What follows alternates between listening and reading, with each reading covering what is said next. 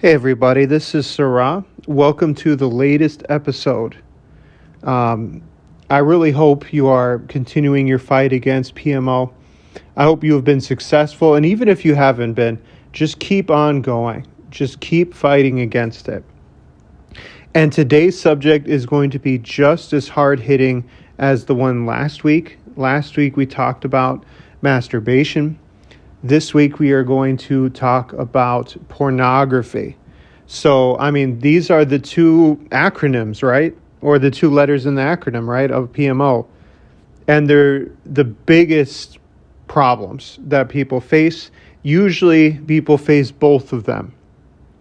Now, you may have some people, and I'm included in this, where excessive masturbation was more of the problem, and pornography was there, but not really there. However, we're going to be breaking up this discussion into three parts as usual, but unlike the last couple of times, this week, the first part may be one of the most important out of the three, because we are going to discuss what pornography actually is.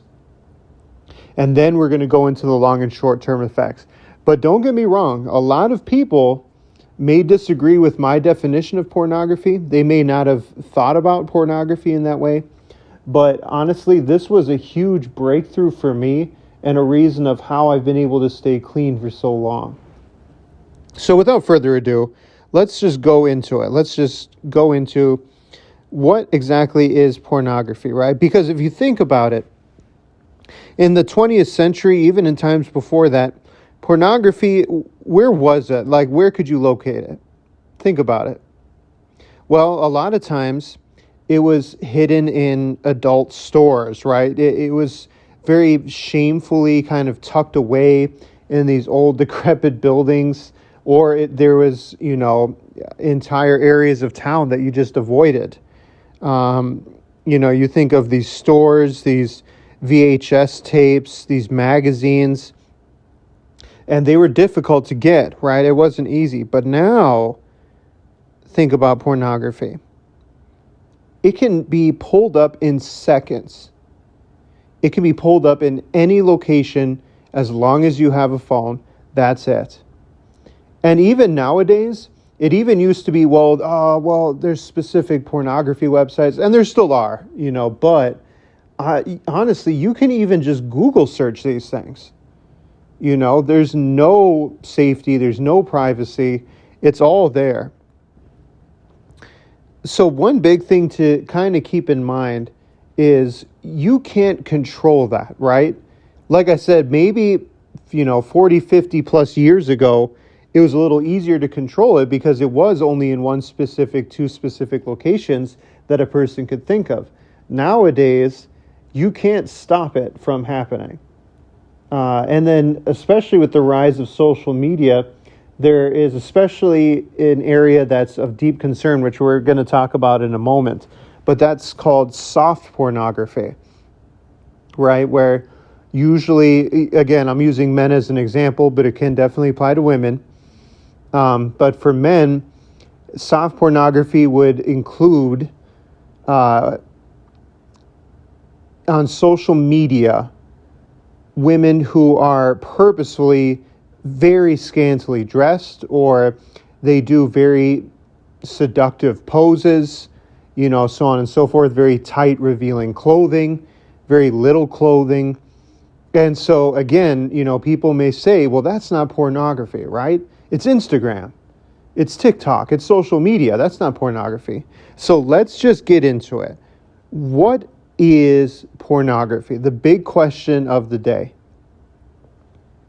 And I want to read you directly this definition that I heard that changed my life, and I hope that it changes yours. So pornography, as used here, refers to a depiction in picture, video, writing, or by voice of erotic material. Now note this, of erotic material that is intended to cause sexual excitement. I'm going to repeat that.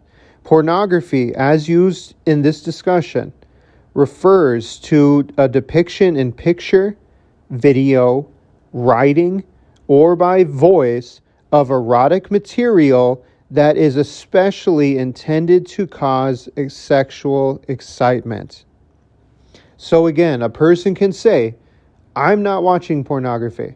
I'm not on those websites. I don't literally Google search, women with huge breasts or, so on and so forth. I don't do that. So that's not pornography. But again, simply ask yourself, is this causing sexual excitement in me?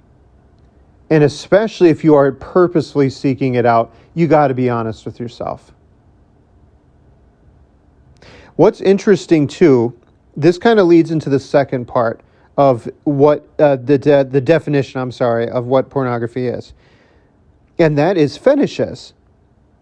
Because, again, some people may watch or they view material and they're like, this isn't pornography. I don't know what you're talking about. But such ones can view or watch material of their fetish that they have developed and reason, I'm not watching naked people. I'm not watching people having sex. I'm not on any actual pornography websites, so it is not pornography. Let's take one fetish. I'm just watching videos of feet, of women's feet. Oh, I'm just watching videos of inflatables. I'm watching videos or pictures of women in bathing suits, and that's normal, right? So it's not pornography. But again, do not fool yourself. Whatever you are viewing, whatever you are watching, is it intended for your sexual excitement? If it is pornography. You have to imagine it's almost like you are feeding your fetish, right? You are feeding your sexual excitement. You are feeding your sexual drive. Junk food, right? Because you are just quickly feeding it things that you know will stimulate you. You know that your sexual desire will build if you watch, view, listen, whatever the avenue is. If you do these things, you are involved in pornography. Do not fool yourself.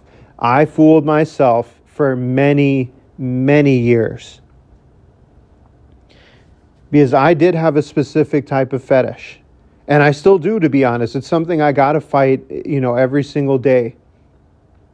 And so I would view images of this fetish for years. And again, I would say to myself, this is not pornography. I'm not looking at pictures of naked people. But I was using it as a tool. I was feeding it, keeping that illustration again. I was feeding this drive, this specific sexual drive for years. So really, I was only fooling myself. So, what are the negative short-term effects of pornography? Well, again, where do I even begin, right? Watching pornography is not natural in any way, right? That's not how our bodies were made to be stimulated. Because pornography is the biggest tool of overstimulation, right? Because again, kind of tying it into what we were talking about before, you are using this specific video or image to raise your sexual drive. Now, if you were to rewind, 500 years ago, this was not a thing. 1,000 years ago, 2,000 years ago, people did not reach this sexual climax in this way. Pornography is unnatural. It is not the way that our bodies were made to be used to reach that sexual pleasure. We are supposed to just enjoy sexual pleasure with one person, and that's it, with your spouse. And in this overstimulated world, it makes sense that pornography has become such a big thing. So the short-term effects, like I said, you are chasing that sexual desire, and this leads into masturbation, right? So you are starting to build that dopamine. And now, as you can imagine, you're developing a second layer of dopamine because the first one is just the masturbation. Now you're including pornography. So now you got two different ways of stimulation on yourself that is not natural. So your body getting its dopamine rush is not how your brain is supposed to be functioning. Now, again, a lot of times, because this is unnatural, because this is not the way we're supposed to be, there starts to become a lot of lying, right? And a lot of shame. Because you're not walking around your house in front of your parents. You're not walking in front of the house in front of your girlfriend, your boyfriend, your spouse, your best friend, whoever, just openly watching this, right? Usually it's always done alone. Because, again, deep down, people know that this is wrong. But they watch it and they use it to climax. So what's the long-term effects, right? So, again, people say, I've been watching it, off and on for years. It's not bothered me at all. My life is normal. But is it really? A lot of times, I would venture to say, over 90% of people who watch pornography, especially, I would say if this is over a year, such a short period of time, you will hear many people who get addicted to PMO say that initially, yes, they started watching, and I'm going to use quotes here because you can't see me, what is called tame pornography, right? Where it's kind of just straightforward. It's usually a guy and a girl having sex, or it's just maybe a naked person, or a person wearing very revealing clothing, seductive poses, so on and so forth. But over time, like I said, I think especially if it reaches over a year, this form of pornography will not be good enough because it is following the same repetition as masturbation did, where eventually you start killing off those dopamine sensors. So that old method of getting dopamine is not good enough anymore. So what your brain is going to want to do is it's going to want to crave a stronger dopamine rush. And in order to do that, along with masturbation, you will need to watch more and more shocking and graphic things to get that high. And like I said, you talk to anybody who watches pornography for over a year, and that's when they start venturing into the dark side of pornography, the torture side of pornography. The extreme cases, the extreme videos of pornography, they start watching more and more depraved videos. And you just think of what that does to a person's head.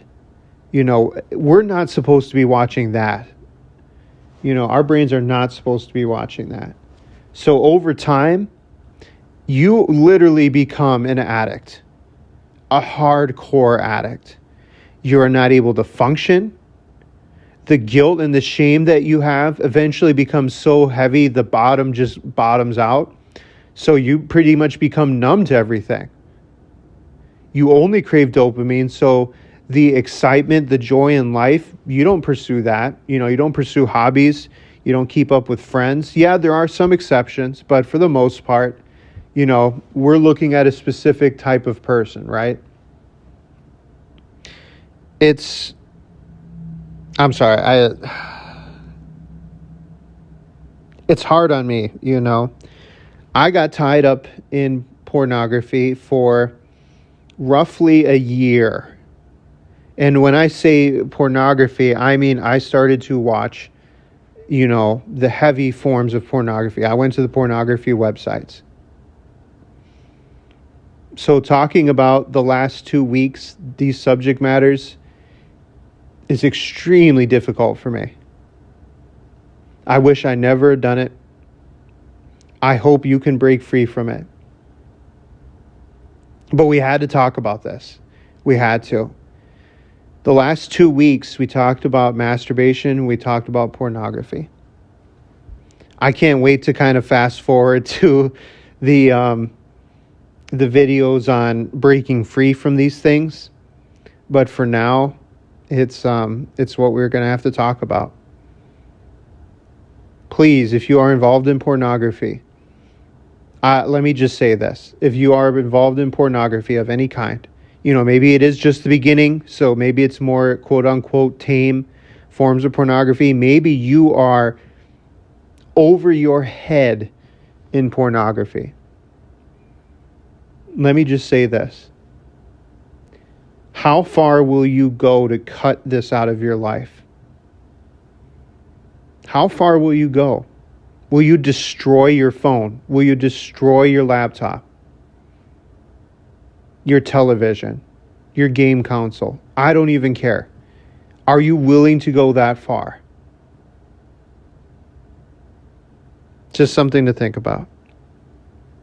Next week, we are going to talk about the last kind of deep subject matter before we start talking about like building yourself free. And that is edging. A very, again, kind of controversial one. I know lots of people have their opinions about it, but this is PMO Refuge. I am Sarah. Thank you to listening about this subject, and I hope to catch you all soon. Bye.